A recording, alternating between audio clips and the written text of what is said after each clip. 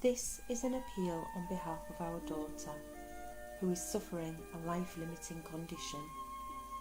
Izzy was like any other normal, fun-loving, quirky, eccentric kid. She liked playing, dressing up, hanging with her friends and camping.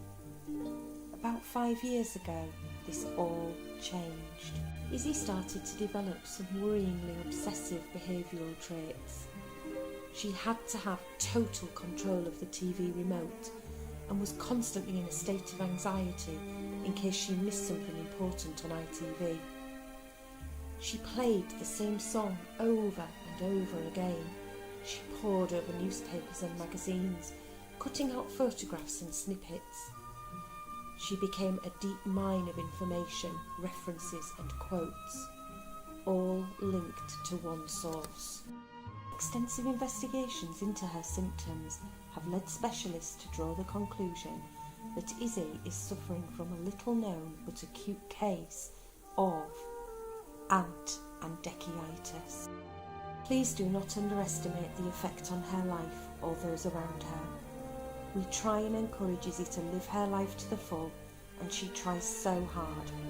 She was in the top 5% at high school, despite the challenges her condition presents. And this is what 3 of her teachers had to say. The class were put into groups and asked to create one-act plays to show how production teams work collaboratively and creatively together. Izzy directed her group in an episode of Chums, showing how Ant and Dec worked collaboratively with Cat Deeley. It was exemplary. Izzy was always an enigma to me as an English teacher, until when we were studying Henry V. I sent her an essay about the presentation features of Henry as a leader and a mover of men, and her essay answer actually featured Ant and Dec as role models, which obviously had influenced her own life and which she saw being replicated in Henry V as written by Shakespeare. Izzy was asked to focus on settlement issues, and she chose to investigate urban migration, and she chose migration from the northeast to Chiswick. It was a fantastic piece of work, Izzy. Well done. But it's not just school that is affected. Izzy often drops in to visit Doris, a 94-year-old lady in our village. This is a lovely girl. She comes in to see me and cheers me up, and she makes me a cup of tea and she tells me about her day. Dec doesn't have milk in his tea, you know. At home we all have to cope with the effects of ant-and-decyitis. The memorabilia, the outbursts if items in the shrine are moved, and her stinginess as all her money goes into the Chiswick Fund. Izzy's younger sister is very understanding.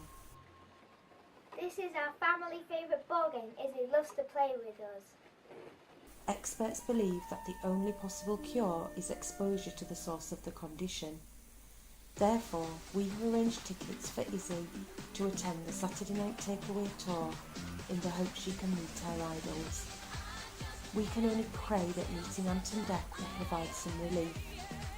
Our concern is that our vibrant, intelligent girl may be condemned to a life reading scrapbooks about her idols and may never leave home.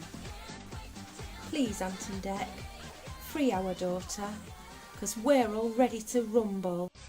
Let's get ready to rumble. Watch us wreck the mic, watch us wreck the mic, watch us wreck the mic. Psych. Let's get